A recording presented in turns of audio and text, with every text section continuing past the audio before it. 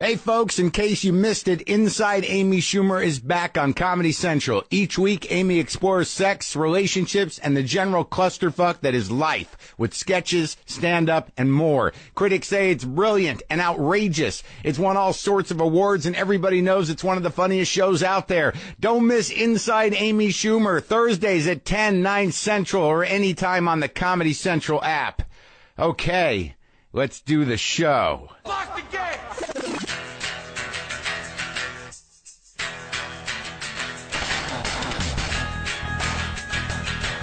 All right, let's do this. How are you, what the fuckers, what the fuck buddies, what the fucking ears, what the fucksters, what the fuckadelics? I am Marc Maron. This is WTF, my podcast. Welcome to it. I hope you're doing okay. Heavy week. I guess it's all heavy, depending on, where you're sitting and what your life looks like and what you're paying attention to and what's coming down on you. But it's a heavy week. I'm on my way in a few hours. I'm going to go to a memorial for Gary Shandling. I'm recording this Sunday. But that's going to be a celebration of a man's life. We've gotten a little distance here, and not much, but it is an honor and a celebration of Gary's life. And I don't know what that's going to be like. I guess I'll tell you about that on Thursday. It's sad. But, when somebody's left some great stuff and you can, appreciate it and feel the grief and feel the pain and be with people that knew him or appreciated him, and you do that. That's what we do as people. And I'm not sure at a different point in my life that I would have been able to do that. I don't know why. I was brought up, with a certain avoidance of it. I guess we're all trying to avoid death, but, out of respect, and out of compassion and empathy, and your heart has to go out. Prince died this week. Horrible. Was not essentially one of my guys, but certainly I appreciated his music, and I thought he was a genius, and he was, fucking ballsy and courageous and did things no one else could with music and just with his place in the world and in culture. Took on the big shots. And a lot of people out there are really reeling from that, and it feels like, all these people are dying. That what a bad year it's been. David Bowie. I guess that's true, but people die every second. It's just that when they have a portion of your life in your heart, in your mind, it resonates, and obviously large.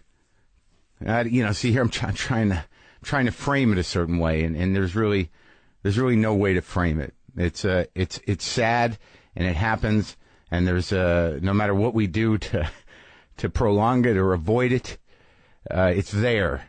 It's hovering. The knowledge of it is hovering, and something that we talk a lot about on this show. And one way or the other, a close friend of mine lost a loved one, and it was devastating. And I don't know what to do other than put my heart out there to them and make myself available any way I can and offer my deep sorrow. And I'm just happy that I feel that. I'm happy that my cynicism has not caused me to be detached and unable to feel the sort of dark depth of loss in my friends or in the culture. It happens. I'm not sure it always happened, because I was so caught up in my own shit, so spiraling in my own little dumb world of neurotic pain and panic that I was not capable of empathy. And I think it's very important. And I'm not preaching here, but I'm just learning this about myself because I'm somebody that came into empathy sort of later in life. I didn't really have the equipment for it because of the way I was brought up. And I was always sensitive, but a lot of times that's just about you. But to really, be empathetic and try to understand the pain of loss in others is it's an important thing. And this is where this is like basic shit that I have to figure out all the time. Love has to win, and a lot of us have become cynical and detached and self-centered about things, and dismissive and snarky, and on to the next thing. But it's okay to feel pain. It's okay to feel fear. And if you can connect with the love that will enable you to appreciate the world is not a dark place. You know, it's important. It's important to yourself. It's important to people around you. I'm not always great at it. You know, I go right to you know, flashes of sadness that manifest themselves into anger, and then I want to eat something. Then I want to have some coffee. I want to have a nicotine lozenge. I want to get on Twitter. I want to check my email. I want to, you know, text somebody. I just want to get away. I don't want to feel it. The options to avoid feelings in the culture we live in now is like profound. It's all, that's what it's demanding of you. Get lost. Get a hit. Get a hit somewhere. Dodge it. Dodge the pain. Got to sit in it. You got to sit in it for yourself and for other people. I'm talking to myself right now. You know, sometimes music helps move me through things. I've been compulsively listening. You know, I get records, and this cat, Nathan Amundsen, who has a band called Rivulets, and I remember playing one record that he sent me, and I was like, this is it. You know, I like that sort of 3-chord, kind of slow groove, ethereal, a little bit of echo, a little bit of vibrato, it just that movement. And, you know, and I came across this one single that I guess he had sent me called Right on Melina. It's on the A side, and I told Jesus Christ how much I love her. That's on the B side. It's a 10-inch. And I just threw it on, and, you know, and I get a lot of records, and I think I've listened to that thing like, you know, 50 fucking times in the last month, and I don't even know why. It's one of those songs that somehow takes you different place. There's a transcendence to it that's somewhat melancholy, but broad. It's almost like you're floating in the sadness, but it feels invigorating. And that's been very helpful to me this week. And, you know, I'm going to personally thank Nathan Amundsen. And, you know, I love when I can find a song like that just kind of soothes all the darkness without obliterating it, without detracting from the feelings, kind of lets you have them and lets you stay in them without feeling like you're going to disappear. And there's a lot of grief out there. You know, if you choose fear over love or fear over acceptance, you know, that's going to lead to bad places a lot of times. I'm sorry it's so heavy. I'm sorry it's so heavy. Yeah, I'm going to have to go listen to Right on Melina a few more times today. Fucking thank God for that song right now. So we get a lot of books sent to us here, but one caught our attention. It comes out tomorrow. It's called Off Script, An Advanced Man's Guide to White House Stagecraft, Campaign, Spectacle, and Political Suicide. This was written by a guy named Josh King. He's a former campaign advance man, and it's about everything that goes into the optics of politics. And we know a little bit about that, actually. And Josh devotes a chapter of the book to President Obama's visit to this show. So maybe you want to check that out, Off Script by Josh King. It's a new book coming out. And if you haven't already checked out the new WTFpod.com, you want to give that a spin. You'll see right away that the site is powered by Squarespace, and that means it's powering everything you see and all the things you don't see. So all the site updating is now done on the Squarespace interface.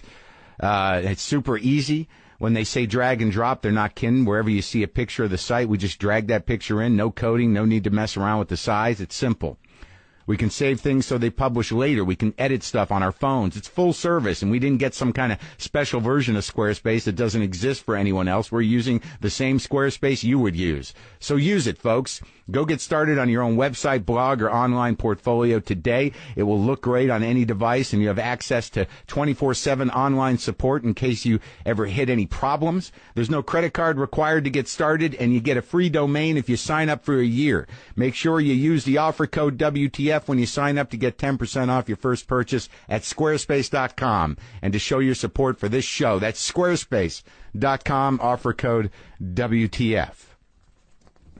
Our guest today is Steve O. And that oddly plays into what I'm talking about, to reckoning with the fact of tragedy and darkness and death every day. You know, that's the gift of consciousness. You know, if you can get some peace of mind and some connectivity to your heart, and then to your heart to the world, you know, great.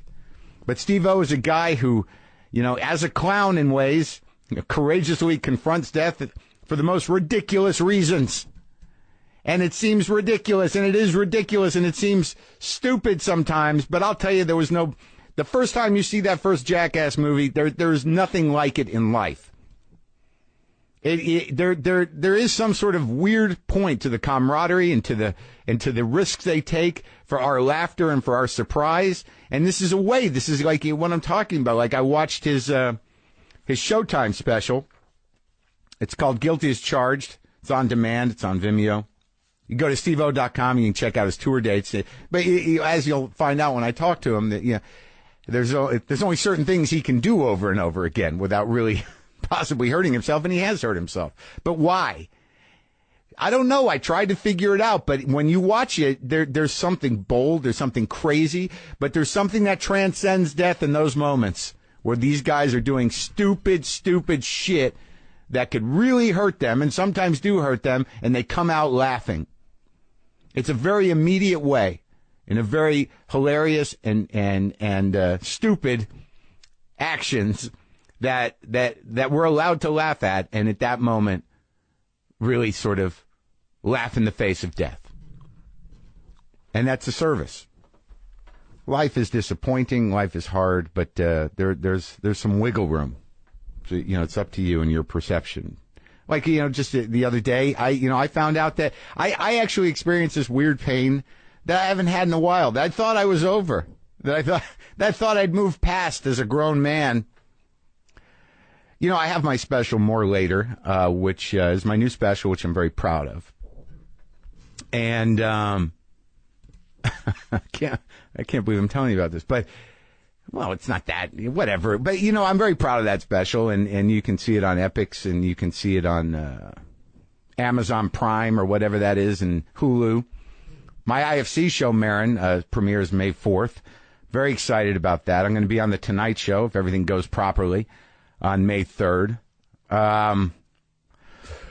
But I had this thing happen. I wanted to put out a vinyl because I'm a vinyl guy, and I want to feel like on some level that I'm not your average vinyl guy. Though every time I go to a record store to find some new vinyl or trade in some vinyl, I see a bunch of other dudes my age in different stages of social awkwardness and weight problems. Kind of foraging through the bins. But I enjoy vinyl, and I like listening to new music, and I've had. Like I love Ty Segal's music, and I've had, Stephen Malkmus in here, and I've had, Michael Cronin. I have Joanna Newsom, coming up, and, and I listen, I've been turned on to a lot of music by these people, and, I know I'm an old guy. I get it. I know that. But I'm definitely in it. Music plays a big part in my life to stave off death thoughts, basically, like everything else. So I have More Later. I thought maybe I'd put it out on vinyl. I don't have to, and I could do it probably, a lot of places. I've been offered the opportunity to do a vinyl record. I did one for Thinky Pain. Comedy Central did it. But I thought that, because, I know Dan over at Drag City, the guy who is one of the owners, I guess, and, I have a relationship with them. I get their records, and I enjoy them, and I get excited about them. And so I thought, man, that'd be cool, man. Maybe I'll just ask Drag City if we can, put out a vinyl. I mean, just a small pressing, maybe 1,000, be cool. I'd add some, maybe do a bunch of stuff that wasn't on the special that's out there, and, be on the Drag City level at the cool kids, And so I pitched it. I'm like, look, that, I own the rights. It would cost just whatever it would cost to press them and put the art together, and it'd be a nice thing to have and a nice thing for fans to have, and small release. And I didn't hear from him for a while. I wrote right to Dan, and I didn't hear from him. And I'm like, all right, well, maybe I'll just move on and find another label, or just, self-release it. And, he got back to me. He said, look, maybe we can put it on, our secondary label. And I'm like, I don't know. Kind of want to make a Drag City record. Dan, I want to make a Drag City record. Then I don't hear nothing. And then I do one of those things like, all right, I get it. And I just write back and I go, forget it. I can do it myself. It's not necessary. It's just a fun idea I had. And I thought because we were all pals and, I want to hang out with the cool kids. Maybe you do it. I know you're doing another comedy record. He gets back to me, hey, man, I'm into it, but has to be a consensus here, and one dude not into it. So he just throws some nameless dude under the bus, who now I have to think like, that dude didn't think I was cool enough. I'm not cool enough. Nope, not on Drag City. Not cool enough. The guy who actually reinvented his life in his fucking garage and still works in it, who likes the garage sound. I got Bonnie Prince Billy. I like them all. Matt Sweeney I had on the show. I'm just telling you that some things in life come back around. And I actually had little fucking hurt feelings because I wasn't cool enough to be on a label that I love. And that's just the nature of being an old guy, I guess. So I'll figure out another way to put that out and get that out to you. Pow! I just shit my pants. JustCoffee.coop. Look, folks, it's been a few weeks now since we checked in on my new Movement watch. Let's check it out. Still ticking. These Movement watches are slick. People will definitely check them out when you're wearing them, and they're not going to cost you a fortune. Function, style, affordability. Check, check, check. It's all here. If you haven't had the chance to experience how a Movement watch fits around your wrist, this is your chance. They start at just $95, which is part of their philosophy that high quality doesn't have to break the bank. When Movement cut out the middleman, they meant you don't have to worry about huge markups, and the price of a stylish watch gets real affordable in a hurry, folks. Movement has grown organically, purely by supporters like you. It was crowdfunded from the start, and now you can join their more than 1 million social media followers to see what everyone's talking about. Go to mvmtwatches.com/Maron today, and they'll give you 15% off your entire purchase. That's mvmtwatches.com/Maron. All right? Transcendence. How do we do it? I had a nice conversation with Steve-O, and I'm going to share that with you now. This is me and Steve-O. Again, his special Guilty as Charged is on Showtime On Demand and now on Vimeo. You can go to steveo.com and check out his tour dates. And this was good. This was good. Enjoy.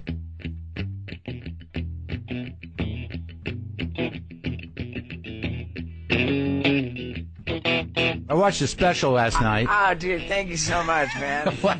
I was supposed to, right? Oh, hey, man, I didn't have any expectations. Yeah, well, I find that when I have the time, I should probably do a little of the homework given to me.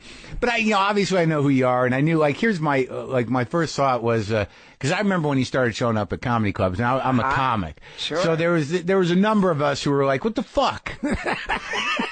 What the fuck is Steve-O just doing comedy now? But when I watched it, it's not stand up per se. It's like a one man show. Sure. Right? I mean, isn't that basically what it is? I would say so. I mean, it's definitely storytelling and incorporates stunts into it. Right. And I just try to make sure that my stories are funny and that. How are they not going to be funny? Something's it's either your dick is going to be in there, or you're going to be falling out of something, or fucking the wrong person. I mean, you can't lose. Man. No, but it's been going great, and I've not modeled what I do after anybody. Right. So I feel like it's original, it's authentic. When I watch it though, because there's always this weird thing with old comics where they're sort of they thought you just got. Basically, it was sort of well, he's just selling tickets because he's Steve-O. It doesn't have to do with comedy necessarily or stand-up. But when I watched it, it was you chose to use stand-up clubs to kind of workshop this funny show that has a narrative. It's got an arc. There's a beginning, middle, and end. You move through some shit, but it's like a theater thing almost. But yeah, I imagine that if you sought out at the beginning of it to do small theaters around the country, people will be like, no, we don't want you to burn our fucking theater down. Or oh man, the number I used to do fire stunts all the time, and I was gonna do it on my special too, but the fire marshal got in and shut it down. But dude, tiny little comedy clubs with curtains and everything, and I'm blowing fire everywhere. And they didn't. No one got in trouble. I got away with it a lot. Yeah, yeah, but not always. Not always. I didn't never set a fire, but I was pretty rarely shut down. And how's your health, buddy? Outside of fake teeth, terrible tattoos, and an esophagus condition that's pretty manageable, I'm in pretty tip-top shape, man. It's all mental issues. What happened to your teeth? I've made a habit of breaking teeth, and At first, I broke 7 of them in one go one time. Which thing was that? I jumped off a balcony at a keg party and. Oh, this is pre-Jack. Yeah, this is a younger Steve-O. A younger Steve-O, yeah, telling this girl on a balcony how I was going to become a rad, famous stuntman, trying to demonstrate I said, imagine a fight scene, and I pretended to get punched and just threw myself off the balcony, and I spun over the railing and I landed on my face on the ground, and I broke 7 teeth. Like I said, I had 10 stitches in my chin, a concussion, a fractured cheekbone. How'd it work out with that girl? It didn't. Right. And I broke my wrist too, man. Holy shit. How old were you? I was at that point 20 years old. I was 20. And that must have just been there's something so horribly hilarious about that. You're trying to impress somebody, and then they had to call an ambulance. I mean, not to if she's out there or whatever. She wasn't the hottest chick. Right. That's the thing, and I was like. That seems to be a theme with you. Right. Yeah, and there I was, face down on the concrete. I mean, I don't even remember landing, but I know because I needed 10 stitches in my chin, I had, a pool of blood growing around my face. I'm face down in this pool of blood, not even moving at all. And my buddies thought, if he's not dead, he's going to need that weed in his pocket. So, they came down and, rifled through my pants to get my weed out. So when the cops came or the ambulance came? The ambulance came, yeah, and... You got friends that have interesting priorities. Right. If he's not dead, he's going to need that weed. Right. We got his back on that. I hope he remembers his name. If he is dead, we're going to need that weed. That's it's such a specific world of fucking insanity that you've always lived in. Where the fuck did you come from? Where'd you grow up though? Because I know you mentioned in the show that your dad's a successful businessman, but I don't get any sense of that. I was born in England. In London? London, England, yeah. Well, specifically Wimbledon. 6 months old, moved to Brazil, spoke my first words in Portuguese. Really? Yeah, Dad was the president of Pepsi Cola Brazil. That was his gig, so he was all of Pepsi Cola in Brazil. He was a CEO type of guy. Yeah, he ran the Brazilian division of Pepsi. That's a big job. He was an international Pepsi Cola executive. Exactly. And specifically the president of Pepsi Cola Brazil, and he. My parents had shit popping off. They were successful, I was raised by live-in maids. Yeah. But that's why I spoke my first words in Portuguese, because I was raised, my parents didn't inspire me to choose my first words. Right. So you were raised by this woman who, was hired by your family. Right, I guess. I have no recollection, or I don't even know anything about it. Do you speak any other languages? I don't, man. When I was, in summer camp when I was a kid, I spoke, apparently, Portuguese in my sleep. Oh, really? But, yeah. And then I was 2 years old, moved to Venezuela, did nursery school there. And he was what? Oh, Dad that was just promoted to more Central America. So now he's overseeing Pepsi in Central America. Right. And then moved to Connecticut when I was 4. I don't know why. What part of Connecticut? Darien, Connecticut. Oh, that's nice, right? Yeah. So now that's where CEOs go to retire and hang out. No, Dad was just getting started at that point. He was still working for Pepsi. I went to kindergarten in Connecticut. Yeah. I'd learned to speak 3 languages by the age of 4. I went on to completely forget 2 of them by the age of 5. Yeah. And moved to Miami when I was 6. With your dad? Yeah, with my family. Yeah, at that point, Dad began working for R.J. Reynolds Tobacco. Oh man! And so he was a tobacco CEO, and we bringing home the cartons. Right. We lived in Miami, but Dad oversaw R.J. Reynolds in South America somehow. Got real American sort of not so healthy businesses. Soft drinks. But he was the guy. So then I moved to London, England when I was 9. Back? But it was my first experience there. Yeah. What was he doing there? At that point, I want to say he was working for Del Monte, canned tomatoes and shit. Yeah.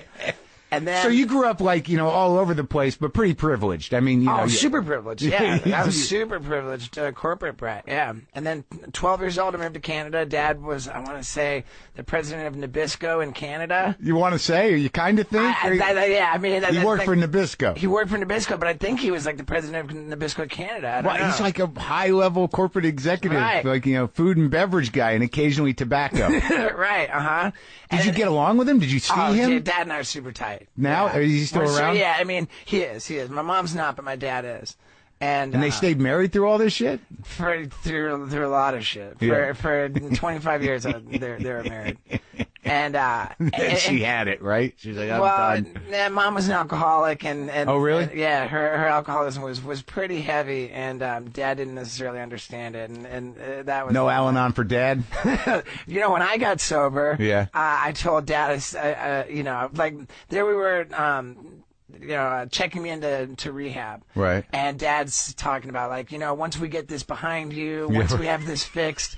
And I just snapped at it, and I told him, Dad, this doesn't get fixed, It's not going to be behind me. Like, I'm an alcoholic, I'm a drug addict. It's always going to be that way. Right. And I said, the fact that you still don't understand that after being married, Mom, for 25 years is frankly pathetic. Right. And I said, if I'm going to be, I'm serious about this, and if I'm going to be serious, then you need to be serious too, or you can fuck it all up, Really? And I told him, you got to go to Al-Anon, which was, I guess, pretty insightful for a guy like just checking into rehab. Right. You knew. But I had just had so much of the history of my family, so I understood it. Did he go? He did, and after I don't know, after maybe like a few months, he said, like, I've been going to these meetings and I want to be supportive and stuff, but I just don't quite understand it because I feel like the people in the meetings are there for their own problems. Right. And he's like, I don't have any problems. I just want to, he's like, I just want to be supportive and sort of help you in your recovery. And I said, that's great, Dad. Well, next time, just hand me a beer and a joint. Yeah, right. Call it a day. Well, that's the fucked up thing about it is like they're stubborn in their ways and they don't necessarily understand. Like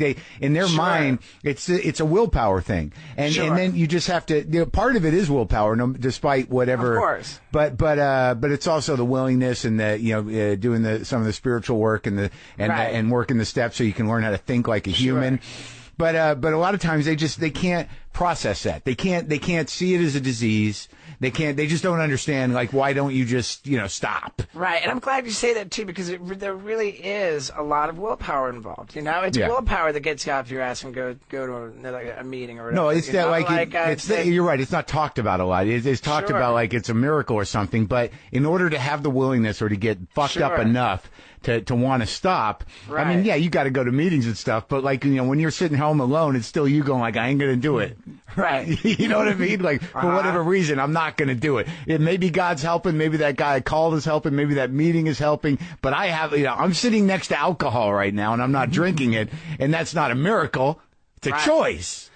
Right. I mean, people always say stay strong, and I think to myself, well, stay powerless is what they mean. Sure. Right. Because remember, Well, yeah, but that's the beauty of that fucking that first step thing. We talk about this on the show a bit. Is that like to really understand that you can't do it because there's no way to do it without getting fucked up. Sure. And to have that in your mind and in your heart, that's the trick, and that makes the choice a little easier. Right. I mean, I was saying just earlier today that.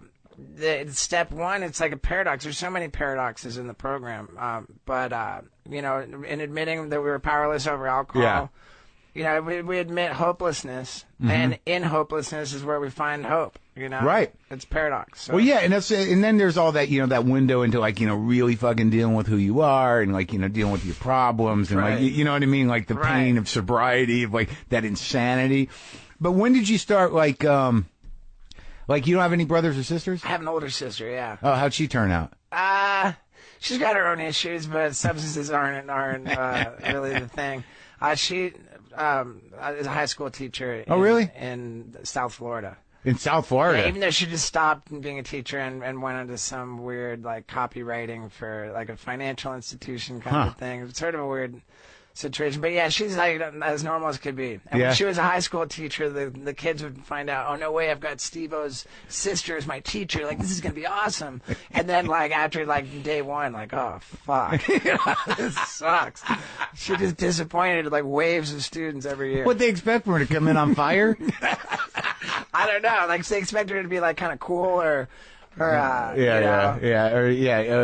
little bit nihilistic and nuts. Right. I mean, we have enough in common, but then again, I'm not really nihilistic and nuts like too much. I mean, I think that like the reality of me is sort of would be sort of disappointing too to a lot of people. Well, I don't know. Well, I think that whatever the reality is, there's documented evidence. Sure. Of you being nihilistic and nuts. And there's right. enough of it to where, like, even if you said, no, it's not really me, you'd be like, but dude, right. look, your balls are on fire. That's true, too. My balls have been on fire. And they've been extinguished with kicks. But so when does that, like, how much older is she? 3.5 years. When do, like, how old are you? 41. I'll be 42 in June. So you came up, like, because you were a skate kid, right? Not a super talented one, but yeah. But you could do it. You did pools and shit? Sure, that's what brought me to the video camera. Right. Because when I first saw Jackass, it's one of these astounding events in my life because I didn't know what to make of it. And I talked about it to Knoxville. Because, your first assumption, as a dude like me is like, who the fuck are these, alpha dicks being all, bro-y? And then, well, that's like a judgment you make before you go. And then you go and you're like, this isn't that.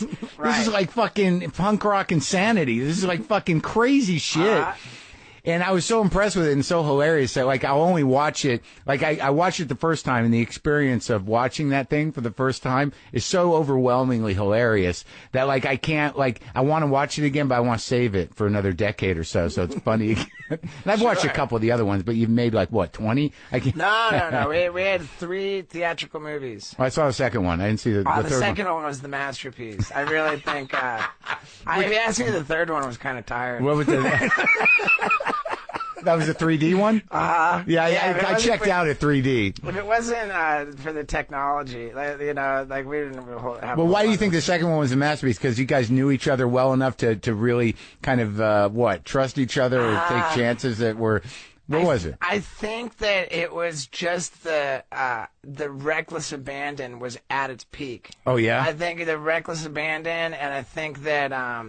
that we weren't out of ideas, you know? Like, there was enough, like, and I think that there was a mixture of us having been at it long enough to have gotten kind of good. Yeah. But not too good, and still had ideas, and the reckless abandon. Well, what remind me, what were some of the things that happened in there? That was Knoxville did the rocket riding. Yeah. Like, into the water. And he put the cigarette in his mouth in the blindfold, and then the yak just goes and takes him out. Oh yeah. I had the fish hook through my face and got cast out to the sharks. Like, everything in that movie. Like, and that was the other thing. It was just like a blessed production, man. Every time we did something, it just worked. Everything worked. Well, where do you remember it starting this? Was it driven by music? Was it driven by a need for attention? Was it driven by attention. Really? Attention seeking all the way. That's what drives everything I've done. It goes back to that neglect as when I was a baby in Brazil. Well, so your dad was sort of like working and checked out, and your mom was mom was pretty drunk. Dad was absent. But that was tangible to you during your childhood that she was wasted.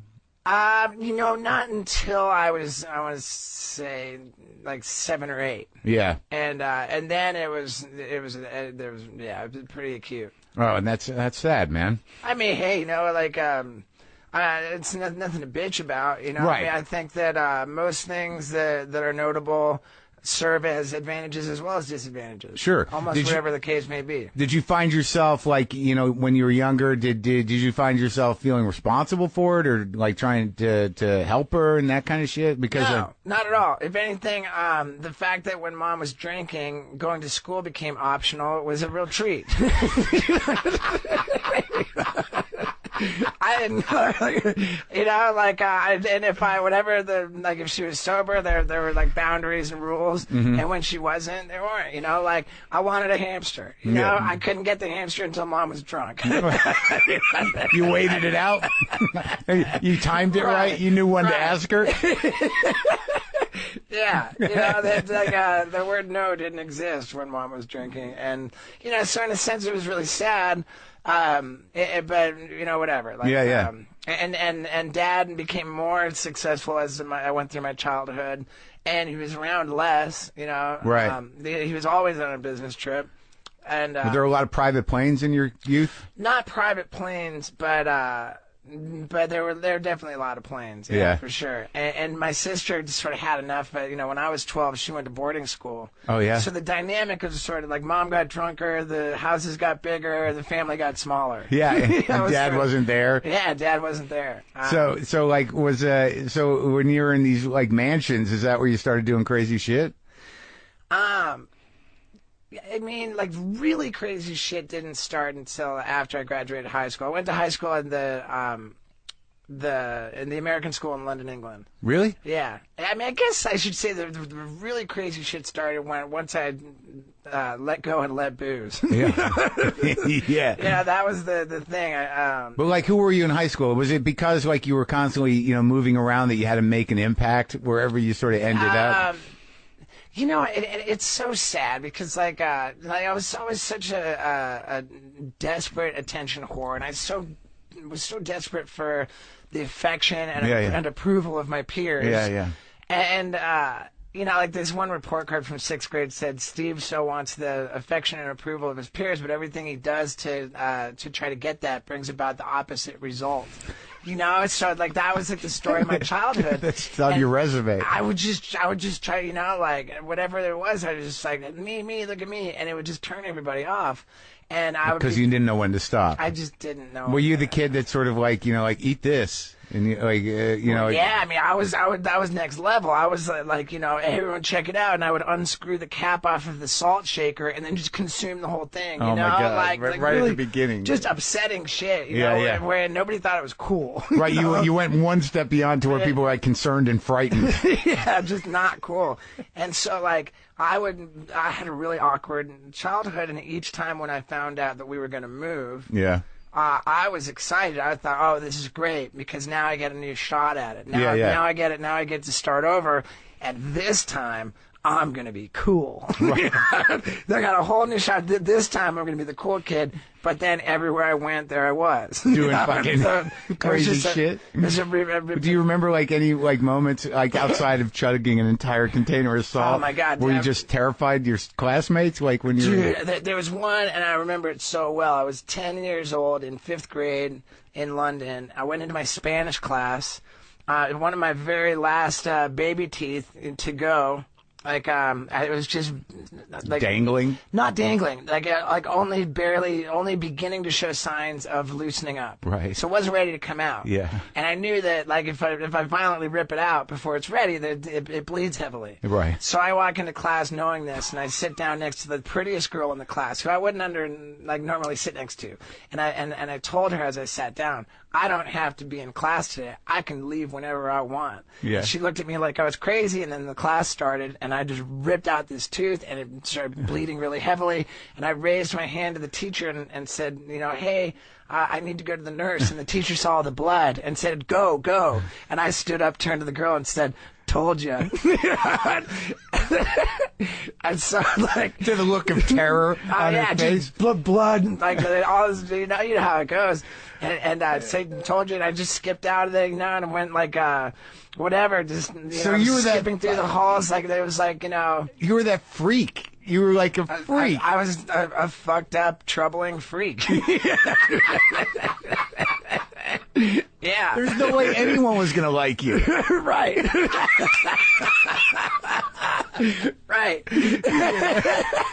But then somehow, how did you ultimately, like, I guess the Times culturally sort of like came to your assistance, because it seems to me that when you were growing up, I imagine in high school you were able to find at least a few dudes who were equally as crazy. Not as much. It was sort of like Little League baseball didn't really work for me, but then like what'd you play? I don't know, like shortstop, I guess. Catcher, pitcher. No, teams were no good. What did you do on the baseball team? Did you fucking allow someone to hit you with the ball, or no? There wasn't anything like that. At that point, it was just sort of when do I get home so I can go throw rocks and light fires. But you're lucky you didn't end up a killer. Right. You just killed yourself. Right. I mean, there was definitely. I mean, I don't know. I have this one really dark memory that, like, I remember, like, I think I was maybe like 7 or 8, and probably 8 years old, and walking home, living in Miami, and they were like all these older kids. I'm guessing maybe they were like 12, and they were standing around with a knife. It was just a knife like this too, and like a buck knife or whatever, and a folding knife, and they had this big, huge South Florida bullfrog, captured, and they're all like sort of standing there. And I'm just reading it as I walked by, and I never said a word. I just walked up and I grabbed the knife, and I just plunged it through this frog, until there was the handle was in the ground, through the frog. Yeah. And I just turned and walked away, and not a word was ever said. So you feel bad? Do I feel? I mean, I don't know. Do I feel? I'm not proud of that. I don't think it's cool, And nobody thought it was cool at the time. but I mean, as far as the fucked up thing about it is, no one even pressured you to do it. Oh no, there's no peer pressure. Do it. You're the sense I got was that they were that was what they were sort of setting out to do, but nobody was willing to do it. And so here's this little tiny kid, just give it to me, but not a word was ever said, and it's such a fucked up memory I have. Yeah, there's these moments, but they were always driven by peer pressure. You seem to just pressure yourself. Right. But that's a totally accurate observation. You were gonna trumpet. You know what I mean? Yeah. Well, you're lucky you didn't really hurt somebody. Right. But you were never a guy that beat anybody up or anything. No, I never fought, man. Yeah, me neither. But the weird thing is, obviously, you're an extreme. But at what point were you able to sort of accommodate the discomfort of all this fucking insanity, the pain or the fucking? As I recall, the Little League Baseball which was never really that much thing, gave way. Everything was always my identity, I remember, when I wore my Little League Baseball uniform, which was only for games, for a day, when you had an official game. But I would wear that uniform. On the days I did not have a game, going to the movies with a friend, and I'm showing up in my fucking baseball uniform because somehow that makes me feel like I amount to more. Right, yeah. In that suit, I'm a baseball player. At the movies. Yeah. Dude, there was, when I was 9. Oh, you're just a fucking weird kid. Dude, I was 9 years old on this Little League Pop Warner football team. Yeah. And, I'm triple national. I have, Canadian citizenship because my mom was born in Canada. I was born in England, so I'm British, and my dad was born in America. So I've got I have all 3 citizenships. Wow. Yeah, 3 passports. And that lasts a lifetime. Right. You can only be resident of one, but you can be citizen of all 3. So, right. So it was when I was 9 that I had to go to the Canadian, a passport office or the photo to get my Canadian citizenship card. Yeah.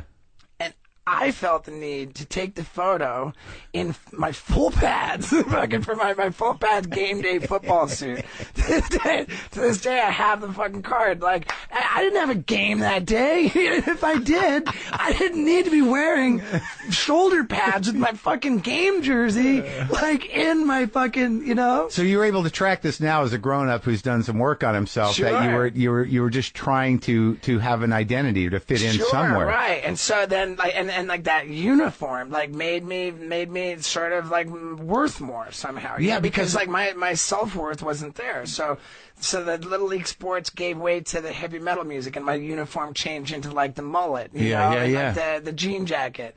And I would just alienate. That's a little more acceptable in a way, terms of at least you have a community. You're not just some kid at the movies in pads. Right. But I didn't even have a community. I mean, I just had the rest of the school just oh, you creepy devil worshiper. Oh, really? So you were the only one? Well, I mean, I got into it pretty young, I got into the heavy metal, 10. Who were your bands? 5th grade, 6th grade. Fuck, my first metal album was The Number of the Beast, Maiden. Yeah. That taught me that I was a metalhead, and then my first Motley Crue album when I was 11, kind of taught me why I was a metalhead. Right. Yeah. And then I was 12, and my first Slayer album taught me how bad the situation really was. Yeah. But those were bands that's what I was Metallica, all that. And then the heavy metal gave way to skateboarding, and then skateboarding I found some comfort. Right. Well, then I had the community that you're talking about. That seems to make sense. Yeah, and then the skateboarding, once because I went to high school in England, at the American school, and then once I was like the last skater skating, I wasn't sort of comfortable enough in myself to be a skater on my own. So then I turned to alcohol and drugs. Well, I remember too, like I was like, man, I'm not going to be a skater anymore. So what's my identity going to be now? I could probably be pretty good at smoking pot. Oh, it didn't start till after that shit? It wasn't like anybody offered it to me or pressured me to do it. I like went looking for it. Sure, but were you getting like, could you tangibly feel yourself getting off on the pain and adrenaline of shit? I mean, do you feel that? Like not really, man. Really? I wouldn't even classify myself as an adrenaline junkie, really. It's not even later? I mean, not really. Like, I fucking hate roller coasters. I'm like scared of roller coasters. Because you're not in control. Right. Yeah, like when you're jumping off a sure. building, it's like you're making a decision, but there's just some idiot running the thing. Yeah, and it seems like you had a certain amount of trust with your pirate friends who would strap you to shit. Right. But not some anonymous guy running a roller coaster. If it's Knoxville, you're okay. But right. Right. But it's not adrenaline. It's more like, man, once I get this on video, then like the video is going to impress people or whatever. Oh, right. Oh, really? Like, so it's still about that? It's still about the validation and the attention, man. So when you strap into whatever you're about to do or whatever decision you're making, all you're thinking is like you got to get through it. Got to get through it. Exactly. I could not have chosen the words better myself. I just got to get through it. Got to get through it, and then it's going to be fucking awesome once it's on that's video. So weird because if you read it that way, because like when I watch, I've seen you do stuff here and there before, and I've watched a Jackass movie, and I've seen the second one, and I know you, and then when I'm watching the special, there was always something like that I was a little uncomfortable with, and it wasn't anything you were doing; it was who you were, and I think that what it is, because I think I have it too, but I don't admit it, is a need for approval. Like, right. When I'm watching you do stuff, there's a humility to it because, you're not like, look what I can do. You're sort of like, right? Look at it. I did it. I mean, come on. Where's my love? Oh, yeah. And it made me uncomfortable because, like, it's like, I can't. How am I going to help that guy? Yeah. I don't know. It's sort of bizarre. Even Knoxville, that's what makes it so kind of. Like, because I just wrote this down that there's no reason you guys should be so fucking likable, but you are because you after a certain point, even in the one man show that you have out now, it was sort of like you kind of like, it's not that you feel bad for you, but almost. Sure. Because you're looking at people going like, what's he doing? Why is he talking? Why is he talking about? Like they're just amazed at that you have the I guess it's courage to sort of like splay yourself open, because I think in the one man show the stories you tell are sort of vulnerable and kind of tragic and sad in some ways. I mean, to say you're a premature ejaculator and a sex addict, that's horrifying.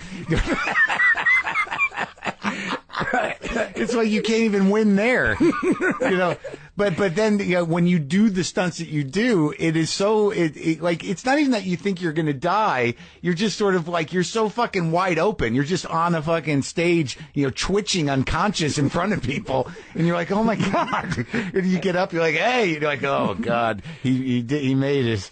All right. I was particularly tickled with myself that I chose to get choked completely unconscious like about 3 minutes into my routine.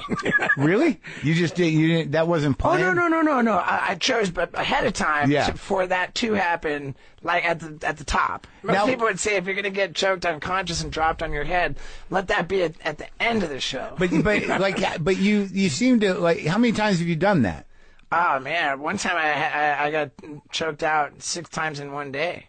Now, and it took me longer and longer to wake up each time. It got really ugly. Really? Yeah. And then it was just like, okay, 6, that's enough. No brain damage? Not that I'm aware of. No. But then again, like, I worry about like the CTE, the concussions, like that movie. Yeah. Because man, I've hit my head a lot, and it didn't really occur to me until recently. Like, oh wow, that like the damage from hitting yourself in the head.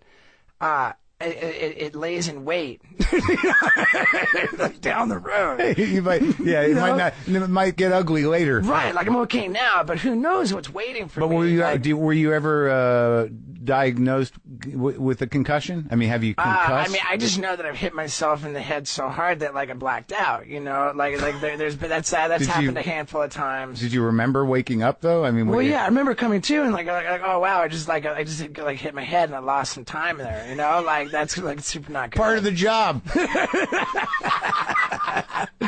Well, that was what I noticed, like, when he dropped you, when he choked you out, is that you seem to know how to fall. Like, he you go down, but you're straight, and you well, I was unconscious. There's no knowing anything at that point. I know, but you handled it well. Like, you know, there's a moment where, well, that's the weird thing about you, is there's a moment where you somehow transcend our need to be concerned, because you just assume, well, it's right. Steve-O, he's gonna wake up. Right, like a cartoon character. Yeah.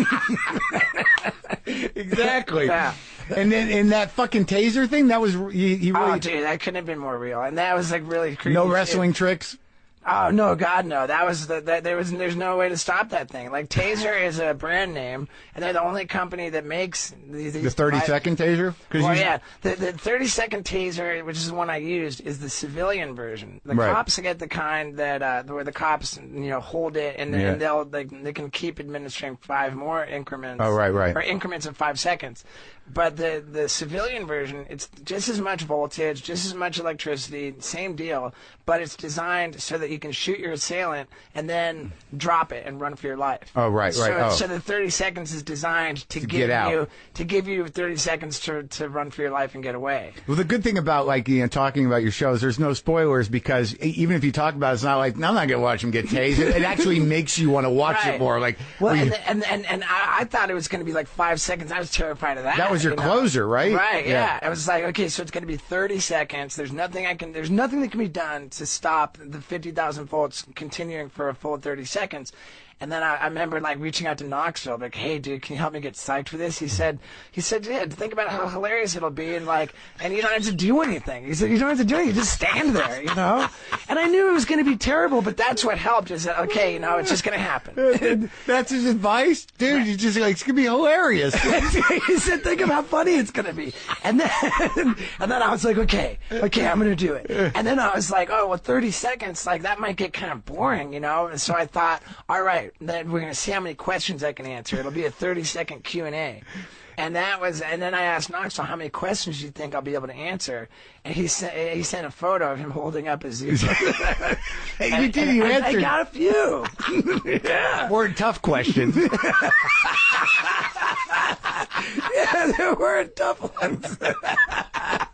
Yeah, that was great. I was so just thrilled with it, man. I thought the whole thing, I imagine like I'll continue to evolve, to grow, to whatever, and maybe I'll look back on it and think, oh, that was, that point in my life.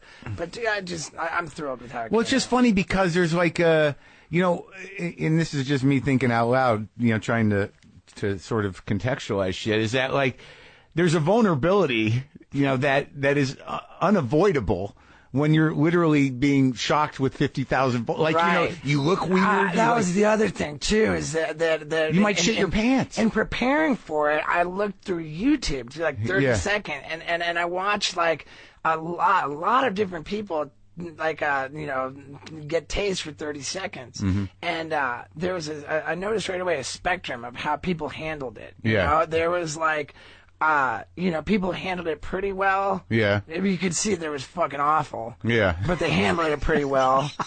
and then all the way to people just did not handle it well. And I thought I would be more on the... Like making noises and shit? Dude, shrieking and begging for it to stop. And just, I didn't expect that I was going to look cool. Not that I did.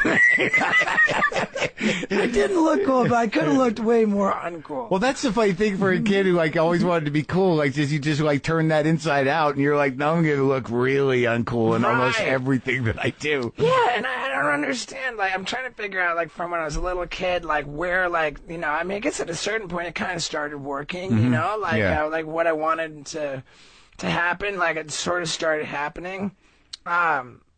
Oh, right, where you were getting the attention. You were sort of like respected. I got some respect. I got some adoration, some approval. Weird women. I made a living. Yeah. But then it's like it gets to a point where it's like, man, you know, like I became so identified with this character of Steve-O and stuff, and then it's like, oh man. When did things like when you're in high school, so you're a metal kid, and you started drinking, you started doing drugs. It went heavy metal to skateboarding, from skateboarding to substances, drugs. Right. But there was no music involved then? It was just fucking... Yeah, I mean, whatever. I would listen to But you went all in? I had different genres of music for every little identity crisis I ever had. Right, So at this point, I listened to everything. So so you went full on into drugs pretty quickly? Pretty quickly, yeah. Like the first day I tried pot, and then I did the next day, and you know, like it was like I hit the ground really. And what, you know, how far did it go? How soon? Like what?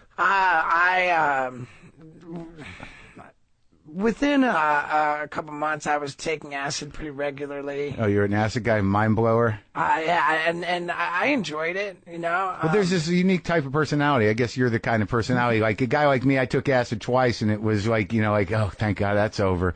But like, you know, but there were certain guys like you who were sort of like, you learned how to work within it, I imagine. Well, I mean, and typical to my form, right? Like I knew better than to take acid. You know, I would take acid on the way to school sometimes, but only if I had been tripping like every day. So then the effect of it is more manageable. Right.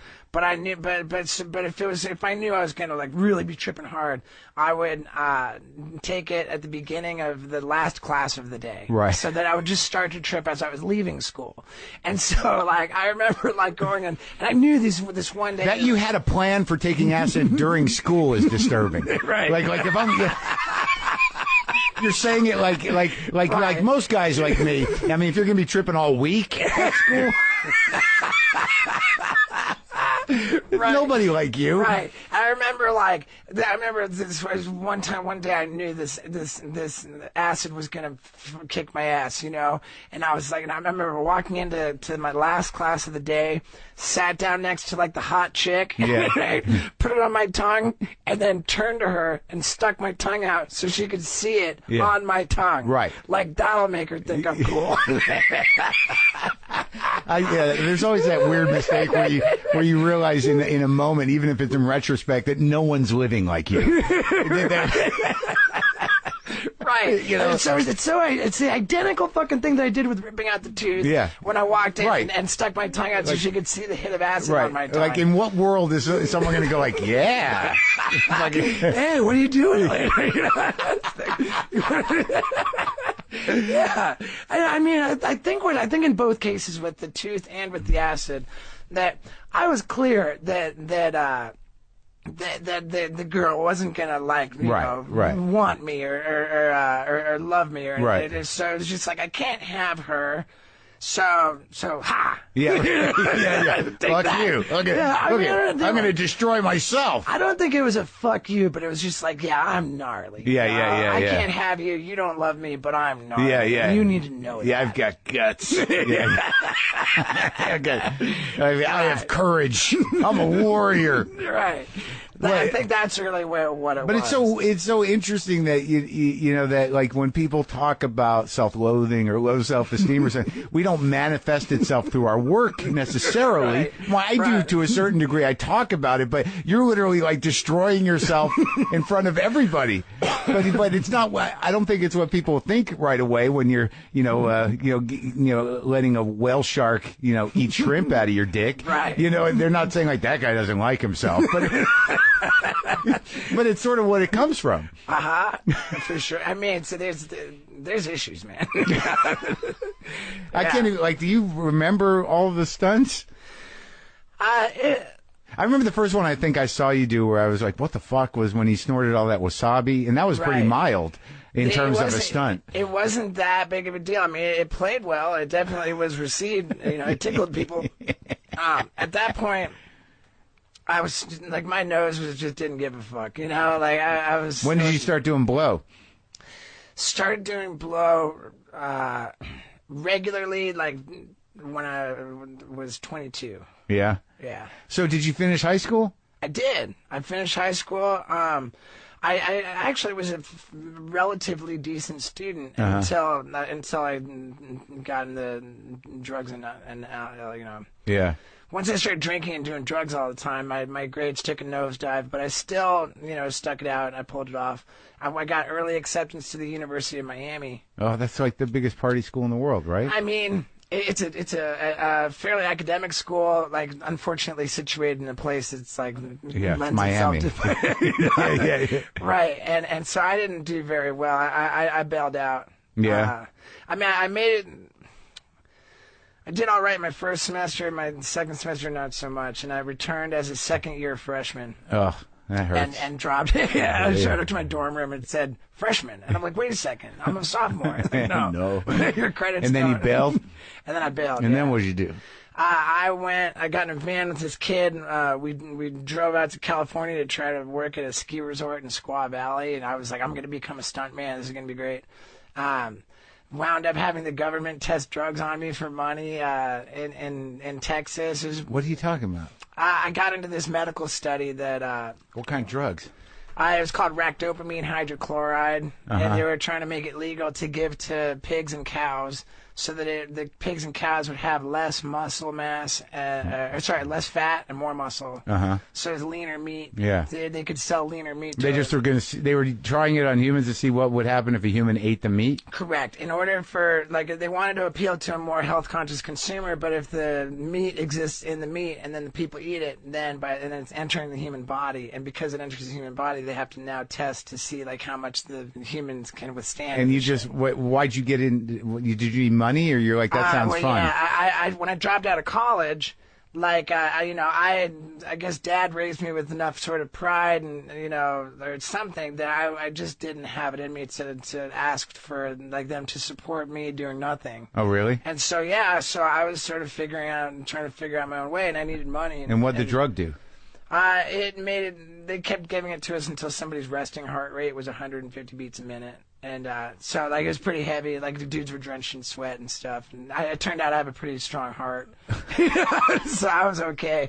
And it paid $2,000 for 12 days. Did anyone die? Nobody died. No, nobody died. And then how high did your heart rate get? Barely cracked 100. I think only a couple times. Oh, wow. So yeah, so I had. Did they end up approving that drug? They did not. It's actually banned, I think, everywhere. I don't know. It's not only not approved. It's thanks, super Steve. banned.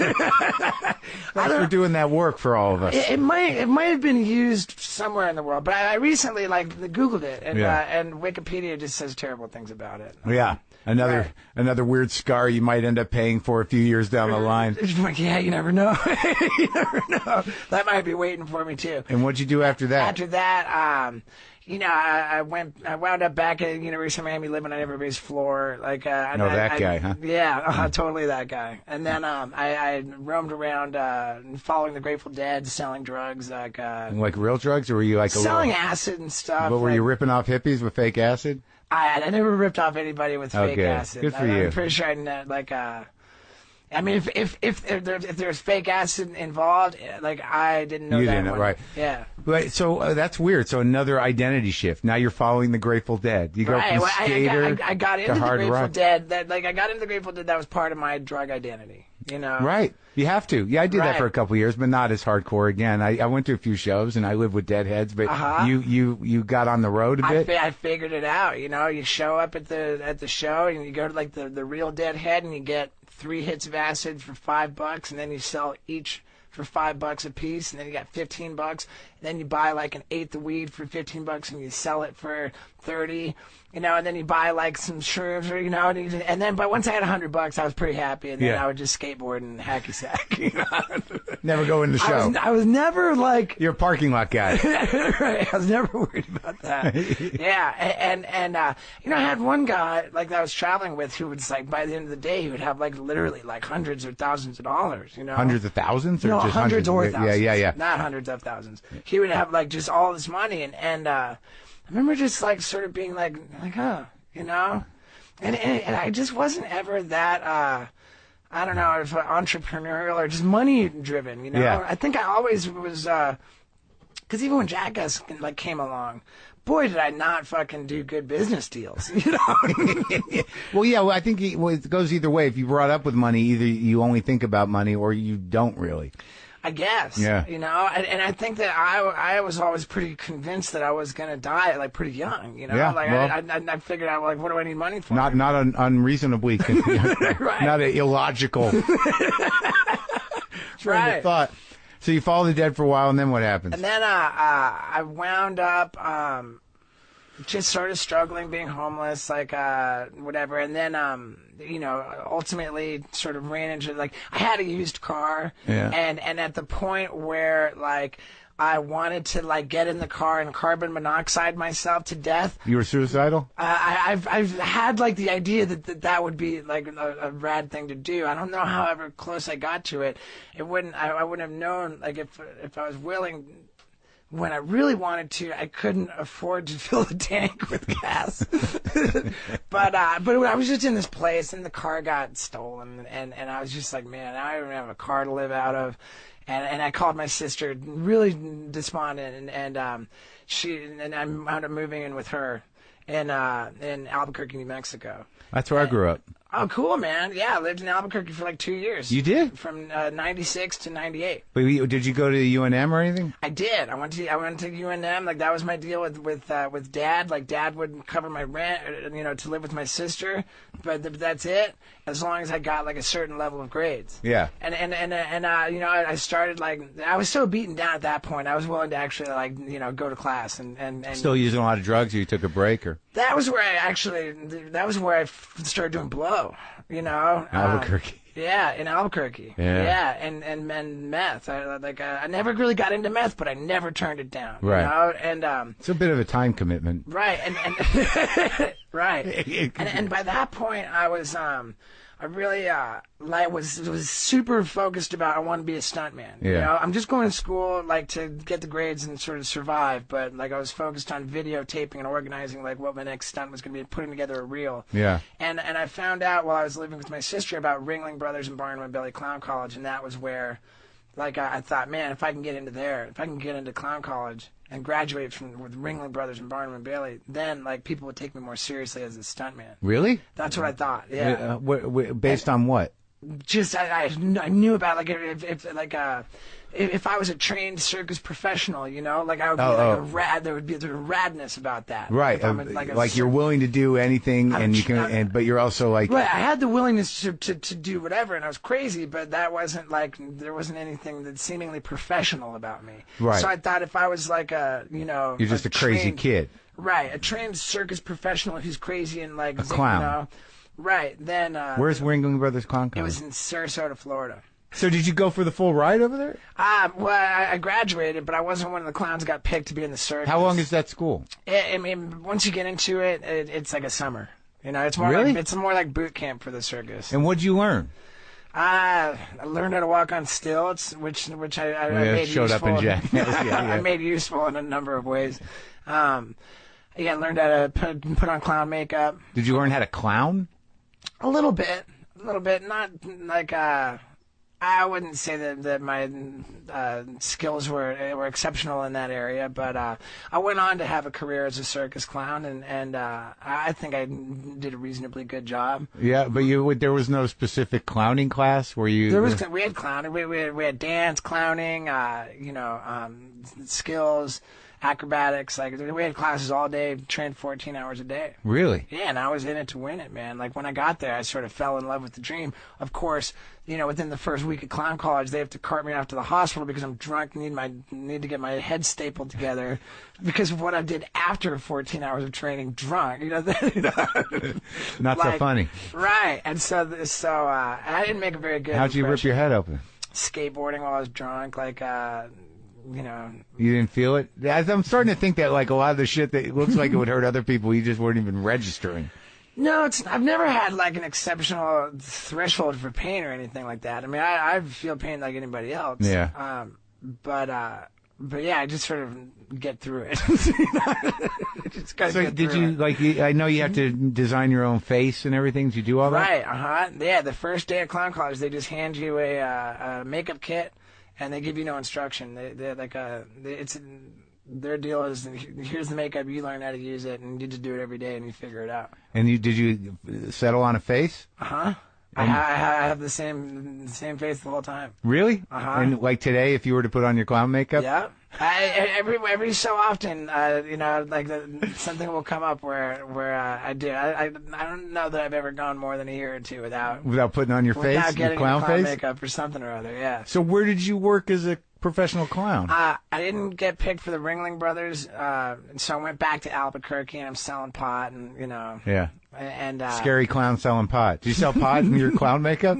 I never sold pot in clown makeup, but I sold it out of the room where the fancy clown costume hung in the closet. It's like I told this story on the show before, but one time I did a PA job when I first moved to LA. It was Circus Vargas, and they were out on a lot, and there were clowns. The two guys who were clowns for Circus Vargas were there, and after the shoot, they were like, "You want to come back to the trailer and get high?" And I just remember this moment where I was like about to get high with clowns. I'm like, "You guys got to take off the makeup because I don't think I could handle the." with clowns in full makeup. Dude, when I wound up working as a clown on Royal Caribbean Cruise Lines. Really? They're like we were only actually in clown makeup once a week, but otherwise we were called interactive performers, and we would sort of take on different characters, and we would do shows and they'd warm up the crowd in the theater. Oh yeah. So all I did was perform. How was that? It was great, man. I got $625 a week. One of the first times, and they paid me in cash every 2 weeks. Yeah. So I and mostly $100 bills. Right. And so one of my first times I got paid, I got my clown buddy filming me while I'm stapling $100 bills across my body, and I was like, I'm the $1,000 man, because I had never made that much money. Yeah, that was my first time. And you thought that you have to staple them to your body. I was like, I have this much money, I'm fucking making a video with it. And right. Give me the stapler. So the videos of doing that kind of shit never stopped. Yeah, it never stopped. That was your thing. I never put it down. A lot of things have been pulled out of your body and out of your skin, like staples, right. Darts. For sure, man. Yeah, and then a lot of it stays in there. I got a BB in my nipple. Yeah. For 6 years now, almost. Why did you get it out? Because fuck, man, it's super cool. Like in my book, I got in my book. Super cool again. To who? Here some things never change. It's somehow fascinating, I have a picture of a Wee Man, because this was something we filmed for Jackass 3D. It was important to me to film it, and everybody knew that it would never get used. But I called it BB gun nipple piercing. Yeah. And we're gonna shoot. We're trying to shoot my nipple off with a BB gun or whatever. Just which was just dark and gross. Yeah. But Wee Man did it, and he shot it at such an angle that it went into my nipple and stayed in. And of course the footage didn't get used for anything. Right. And but I told the story in my book, and I put it in the photo section, a picture of Wee Man, and a little before and after. You could see the close-up shot of the nipple. Yeah. And then I said, on the caption, if you see me and you're curious, just ask, you can feel it's still in there, you can feel it, just ask. So people will ask me every once in a while, can I feel the BB? And I love it. Do you sense a certain type of person is your fan? I think that there are different levels of fan, but I think that at some level, it almost defies demographics. And I say that because everybody is fascinated on some level driving by an accident. Right. They want to sort of slow down and check it out. Right. And so that's kind of what has been our art, is to create accidents on purpose, knowing that they're inherently fascinating to people. Yeah. There's something primal about that. And I think beyond that, I think that you've got that primal kind of urge to witness an accident, and then you've got us being, I guess there's something endearing about how we've been willing to be splayed open, and to sort of okay with looking uncool and being vulnerable, and in the most extreme way possible. Right. So the endearing plus the primal, I think, creates a combination that's almost universally. That moment where Knoxville wakes up after what's his name knocked him out. What was that guy's name? The Butterbean. Butterbean. Where Knoxville fucking comes to and he goes, How's Butterbean? To me, that's all of it right there. Like, Right. how's that guy? You just fucking leveled him. Uh-huh. Oh my God. So what now? So like in the show, you talk about getting sober from drug addiction, and then after that, sex addiction to a fairly disturbing degree. What were the events that led to you like finally really getting sober? For chemically sober? Yeah. Well, I mean, that was where in Knoxville, I flamed out pretty hard when it was time to get sober, and But like you just kept drinking, and they all knew it, and it was all part of the atmosphere. But at what point, what happened where it became a concern to like Johnny? oh man, like with just the drugs really sped up the process for me. Coke? Coke, yeah, for sure. I mean, I can thread my nose with a shoelace. I Yeah. got the hole going through, so there's a pretty big hole through. Yeah. And Coke was always a thing, and I would get like with ketamine and PCP and nitrous. Because you'll do that's weird. Because you'll do anything with your body and anything with your brain. Like you with the same sort of thing. I'm going to get through it. I imagine that some of those drugs, because like you lose control. Yeah, and I think that's more specifically like I like psychosis was like a regular thing for me. I would be like on Coke like once I got into like my third day of a Coke bender, and I'm inhaling nitrous like almost like to the exclusion of air. I'm just trying to inhale nitrous oxide and be on cocaine. And I would go through these episodes where I was hearing voices. Yeah, no, I've had that. Yeah, cocaine psychosis. I fucking loved it too, man. Like people would be walking around my apartment, like they're like they were never there, but like I see them. Oh, right, right. Like I see people walking through the walls and shit. Surprise friends. Yeah, and I'm hearing voices and all this, and you were entertained by it. I loved it, man. I fucking loved it. Like frankly, like I miss that. Like a lot of people think, like, oh, like a drink would be nice. Like, it'd be cool if I could just smoke a joint. Like, no, like I want to pile drugs into my body until there's a fucking room full of people who don't exist. That's what I want. I'm sorry that you miss your friends. And my behavior, like with the psychosis, was just got creepier and creepier. And did you ever think you were actually actively trying to fucking die? No, I remember at one point being in this big swiveling office chair and sort of, like a big pile of drugs in front of me, Coke and nitrous and whatever, and then all like everything else. You had a tank, I guess. I never had a tank, man. I would have like a... Oh, you weren't committed, huh? No, I was committed, but I just didn't know how to get a tank. No dentist friends? Well, somehow we got a tank in college from some guy who worked for a dentist. I know. I was just so I was happy enough to have like the guy from the head shop who was also like a customs agent or something and I would get there were 24 cartridges per box and 25 boxes per case. Right. And so like I know because I got so many cases, it's 600. Yeah. 600 per case. Right. And so I would just do case after case. It wouldn't be unusual for me to do 600 of the cartridges in a day. Oh my God, what a weird fucking addiction. And the whole floor of my apartment was just like nitrous canisters. Dude, it was just I was swimming in them, and I was just like it was almost like a game to see like to fill up like the balloons, before I would still hold the breath, so I can just only be breathing. Dude, crazy. Yeah, and so that's the one thing I remember about nitrous is coming back into consciousness, like right, for sure, and it was killing me, and I remember that. So I'm in this chair and I'm looking at all these drugs and I'm thinking to myself, I'm fucking dying. I'm dying. I am literally killing myself here. And I thought the words specifically. I thought I don't care if I die, and I leaned forward to just snort and more. And as I thought I don't care if I die, and I leaned forward physically, my experience the chair that I was in just spun around, man. Like this fucking as if there was a big ghost. huge guy. Yeah. Almost like it turned into a mechanical bull style. It spun around. Of course, this is like a tactile hallucination, but it was such maybe one of those guys you were making up was like, you've had enough. For sure. Absolutely. And to this day, to this day, I like that marks a moment where it was like, I don't care if I die in some fucking like higher power, like whatever. No, it is. I had that. I know what you're talking about. Like the message was so clear Right. when that chair spun. Like, think again. Like, it is important that you.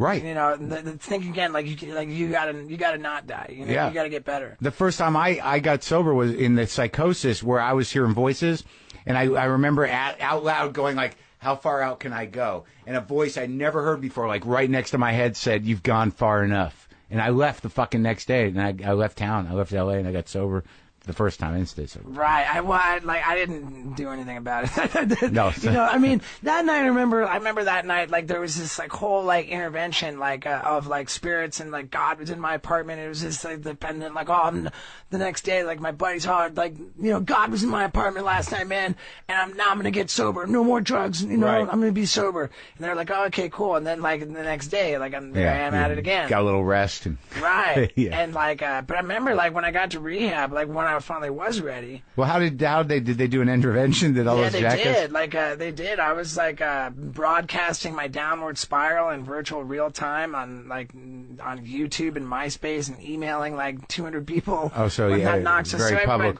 Very public, man. I was like, you know, like just email blasting Knoxville and everything. Like, like the last people in the world. Like, I cringed to think of like who I was emailing all this stuff to.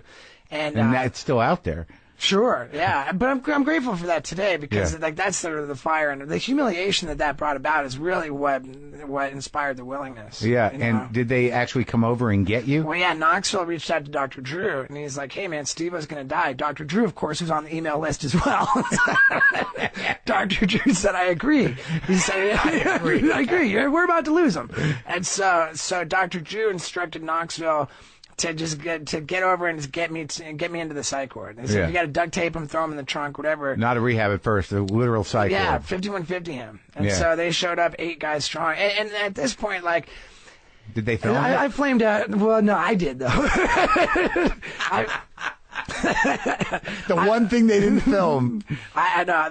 I flamed out so hard. I mean, I got arrested for vandalism. Like, my neighbor was calling the cops all the time because I was so out of control. Yeah. And so, like, I you know, so I would just piss off the neighbor. I would be pounding on his wall. Yeah. I wound up pounding a hole through the wall. And so, like, now the cops come over to arrest me for vandalism because I'm now, like, yelling at the guy through the hole in the wall while I'm looking into his apartment. Oh, no. You know, so the cops come to arrest me. Fucking nuts. Yeah, I mean, I'm all fucked up on ketamine. I don't know what's going on. I pounded a hole in the wall. The cops show up. They're, we got to take you to jail. And I'm standing there with no shirt on, no shoes. And they know who you are. Yeah, they know. They're like, we got no choice. We have to take you to jail, and it's going to be fucking cold. So if you want to put on a shirt and some shoes before we take you, we'll let you do that. Which gave me an opportunity. I could have gone into my apartment, take the big bag of fucking cocaine out of my pocket, and maybe leave it in the apartment. Yeah. But I'm like, I tell them, like, fuck a shirt, fuck shoes, let's go. You know? With the cocaine in it.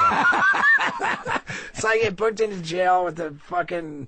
You know, like an 8-ball, or no, it wasn't anything that much, but enough. You know, Yeah. I had a bag, and so they arrested me again, and I was in jail for a few days. But I get back from jail, and there's the eviction notice on the wall. Get the fuck out in 3 days, you know.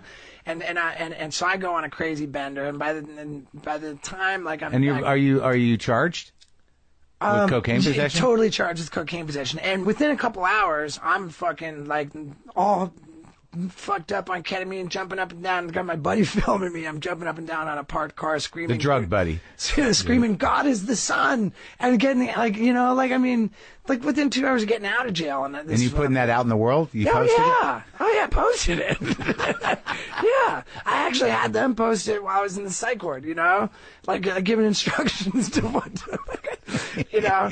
And it was just so fucking gnarly, man. And so then now I get back to my apartment, and I got to be actually cleaned out, like the next day. But before I clean out, I'm emailing my mass email list. I got to be out of my apartment tomorrow, so we got to hurry up and film. I got to jump out of my fucking bedroom window of the apartment building and I'm gonna need something to land on because it's like 25 feet to the sidewalk. And so I'm like, Knoxville, you guys come on, like, bring me, like, I don't care, like, cardboard boxes, preferably a hot tub, something to land in on the sidewalk. And I want to ride a motorcycle through the living room and out the sliding glass door and jump out onto the roof of the building next door. And these are my stunts, and I want to make them happen. And I'm telling the guys, like, bring me something to land on. Come on, like, be here at 10 a.m., you know? Yeah. And if you don't fucking come, like, I'm gonna fucking jump anyway. I don't give a, I'll find out how many bones get broken when I land on the sidewalk. Right. Fucking, I'm ready to die. Yeah. Which qualified me for the 5150. Right. You know? Which I sent to 200 people. I promise I'm gonna jump, you know? Yeah. I'm ready to die.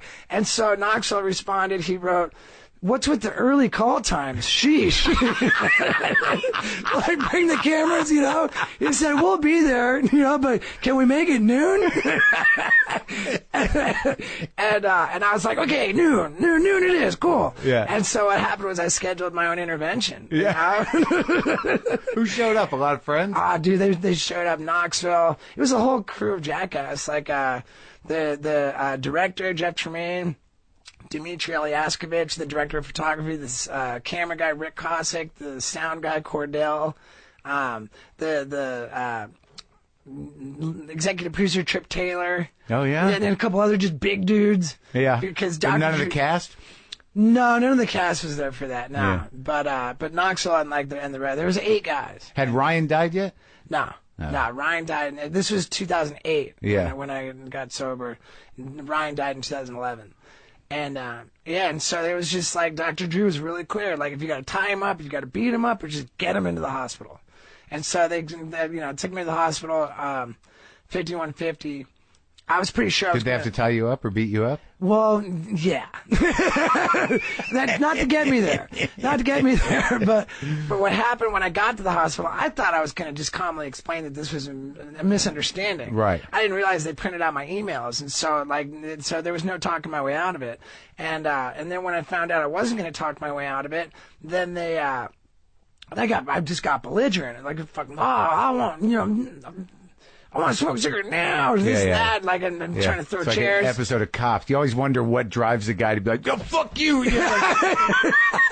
Exactly. You know you're done. Right. I remember the moment when I went to go grab the chair, and maybe I got it up over my head to throw it. Just dudes appeared. At the hospital? Yeah, at the hospital. And dudes appeared, like these orderly guys, you know, like appeared out of nowhere, just like with the swiftness, and just grabbed me and slammed me down onto this fucking, this stretcher bed thing. And someone jammed a needle into my butt cheek, and then that was it. I just took a nap. I was over. I was like Thorazine or whatever it is. It just knocks your ass out. And you woke up in the hospital. And I woke up, and then now. Were you strapped down? I can't remember. I remember seeing the straps, and I'm kind of claustrophobic, and so that made me a little bit like more reasonable. Yeah. But yeah, once I woke up from the nap, they didn't have to strap me down. I woke up and now I'm like in the psych ward. They changed my status from 5150, which is 3 days involuntary hold, to 5250, which is 2 weeks. Mm-hmm. And I'm just a fucking mess, man. And I'm in there, and they had me like for a little over a week, and finally I was like, okay, it's time. And you went to rehab? Then I went to rehab, yeah. And you've stid sober since? Stayed sober ever since, yeah. That's fucking amazing. And then, and what were you doing in the psych ward? They were evaluating you, and I was just like, fuck. I went to like my home group, and I was like, I said, I share it openly, like all the work I'm putting into my steps, I feel like all I'm getting out of it is just self-hatred, and I hate myself. Like, interesting, yeah. I just hate like everything I'm looking at in my step work just makes me hate myself. Right. And I just like, I was just feeling suicidal, man. I'm just like, I hate myself so much, Right. So my home group's at Los Angeles Hospital, and so they just at the end of the meeting just walked me across the grounds to the psych ward. To the psych ward, yeah. And I was in that second psych ward. Like for like 3 weeks. At one point Mike Tyson came through. Oh, really? To visit you, or just no, because yeah, Yeah, it was like my last day was like his like second day or something. You know? Did you talk to him? Yeah, totally. I was talking to him. I was begging him to film a stunt with me when we got out. I'm like, Mike, I'm not asking you to punch me. I'm just asking you to hold your fist out and keep it still with your elbow locked and let me run into it with my face. Yeah. Wait, what'd he do? What'd he say? Says, I don't want to hurt you, Steve. Holy shit. Yeah, we wound up doing that at the Charlie Sheen roast a few years Yeah, later. yeah. You know? Did you do it? Yeah, I broke my nose on his fist. Like, you know, which was great because Bam had broken my nose on the Jackass 3D, and I let it heal fucked up. Then I went to a nose doctor after 2 months, and he said, I'd love to help you, but it's already healed this way. So now if you want me to fix it, I got to re-break it with a chisel. Yeah. And I was like, it doesn't bother me that much. Yeah. Then I dove into Mike Tyson's fist at the Charlie Sheen roast and super broke it. And then this kung fu instructor comes out of the crowd and fucking says, dude, it needs to be set straight now. And I'm like, okay. And he fucking fixed it perfect. Things work out. Just stay sober. Yeah, for sure, man. So yeah, and I like this that this obsession that no matter where you are, or what you're doing, or how fucked up you are, that the obsession is always like, gotta get this on camera. like that was what was driving you. This need to document. After that second psych ward, that was sort of the point. When I was in the first psych ward and I went to rehab, like I was almost like looking at it like, yes, I was serious about sobriety, but I was like, man, you know, I'm gonna get sober and then like I'm gonna get like respect and like, you know, like the world's gonna somehow owe me. I'm gonna do a lot of good, and right. It's kind of like I was getting sober for what I could get out of it. Right. And by the time I the steps beat me down. Yeah. And then I was like, and then it was like it got real, and it was like, okay. And I remember being in the, I mean, I feel weird even talking about like the book and stuff, but I'm reading in the book in the second psych ward, it's in the family afterward chapter about how like the past of every alcoholic is, you know, there's specters of you know, right. shame, humiliation, right. and all of this.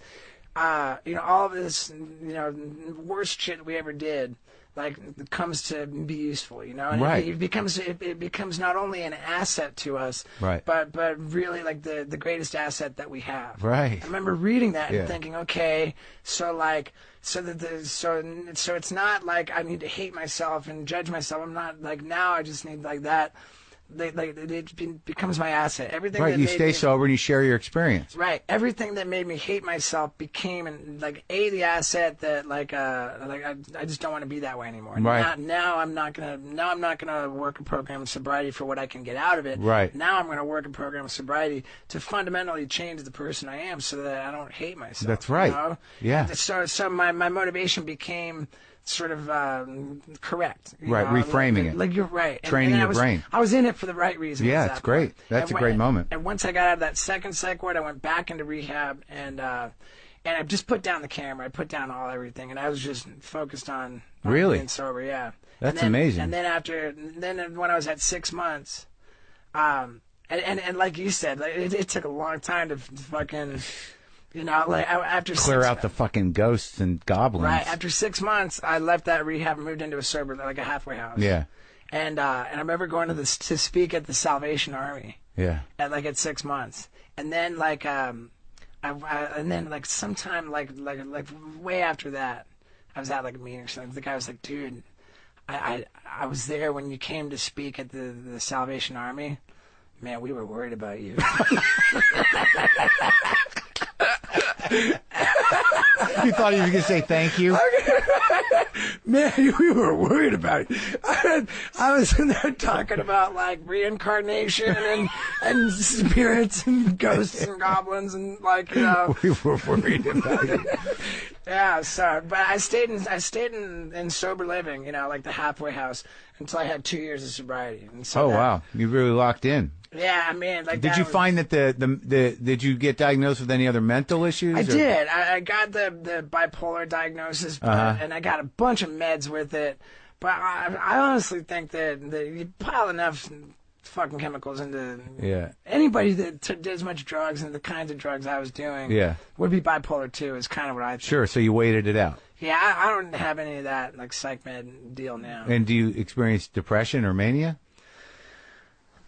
Not on any kind of level that I used to. Right. And I also I think that I don't experience depression or mania without like an event Right. tied to it. Right. It doesn't just come out of nowhere. So it's like I will react like really, Right.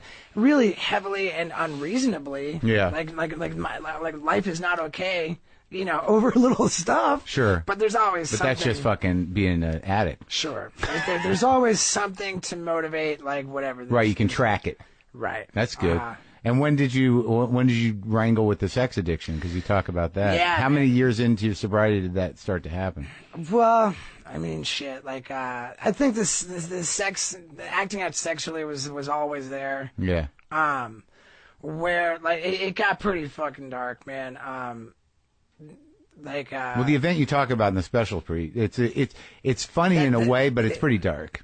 It's dark and it's also nothing compared to right. Right. Like that's not even that big of a fucking deal. Like what I remember, like the sex got super out of control because once I started doing like stand up on the road, Yeah. And after every show I'm taking photos with the whole crowd.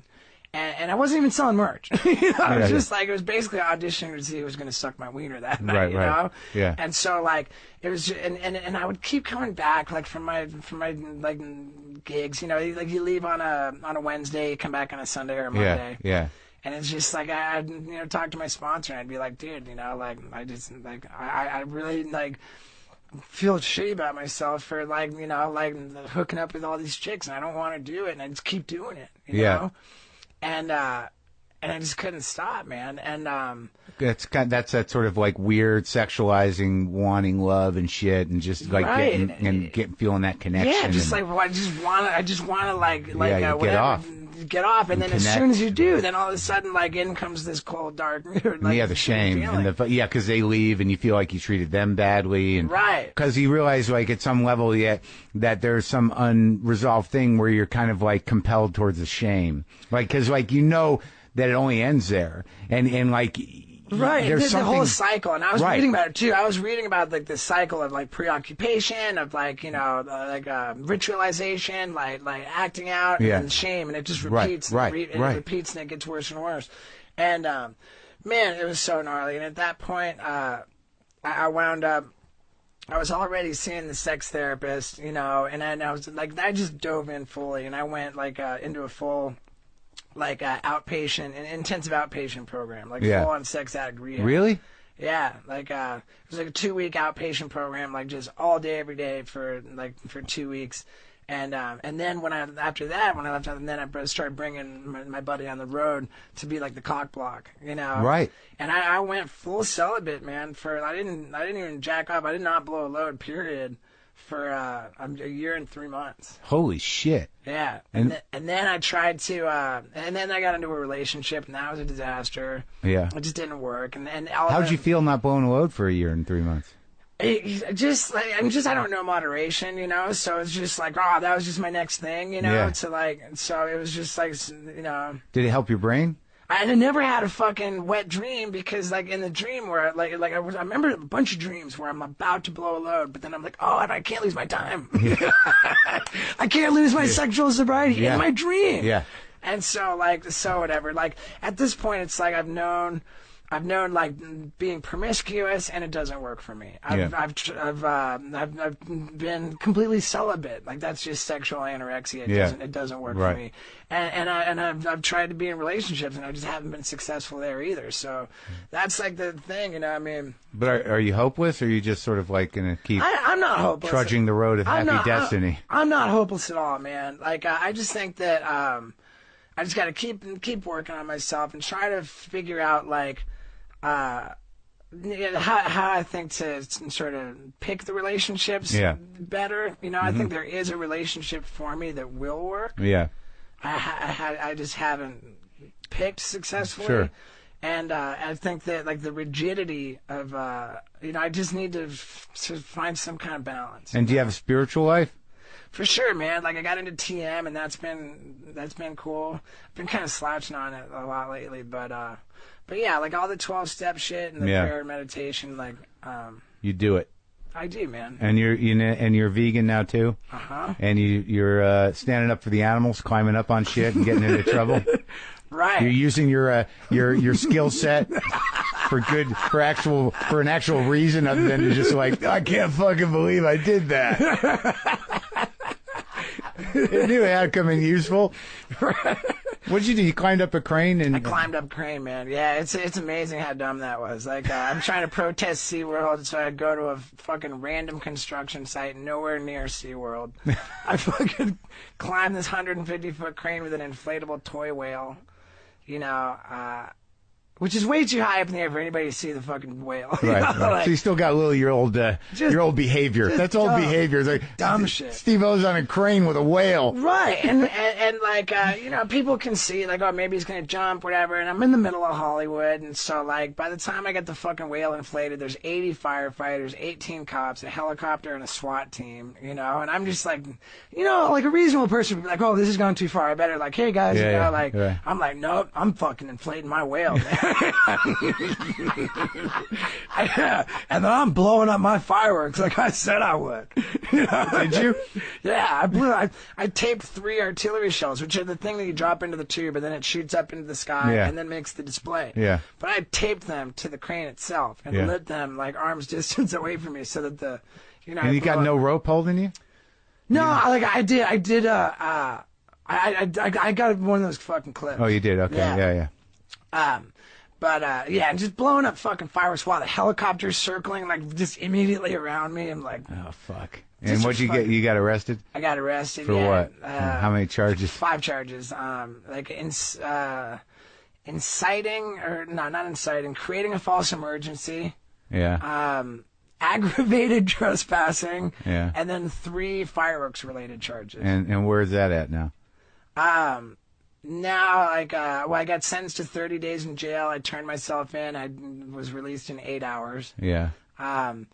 They have like this weird quadrant of streets where I'm not supposed to go, or if I'm gonna go, I have to have permission, which is like because they think you have a relationship with that crane. Like, don't let him get near that thing. He's gonna whatever it is. There's like a little area where I need permission if I want to go there. Yeah.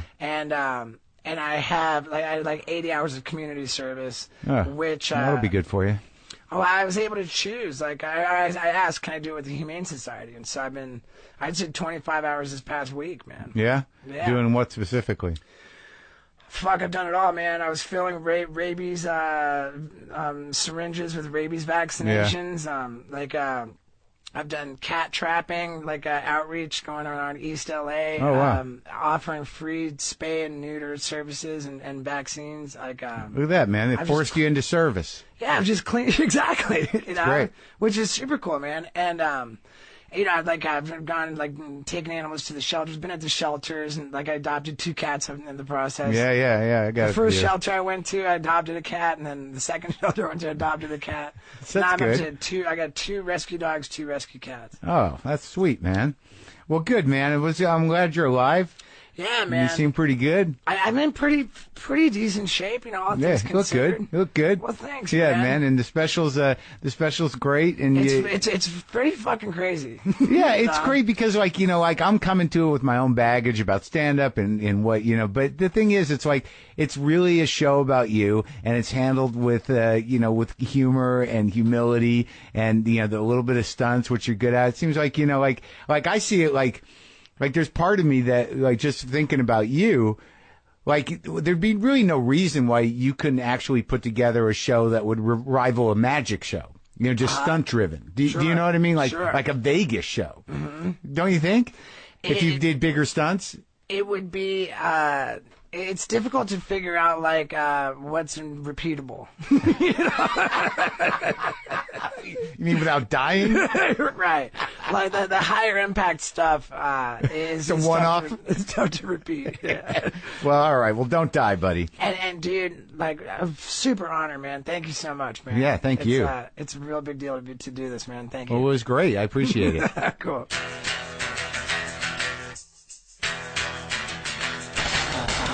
that's it. That's our show.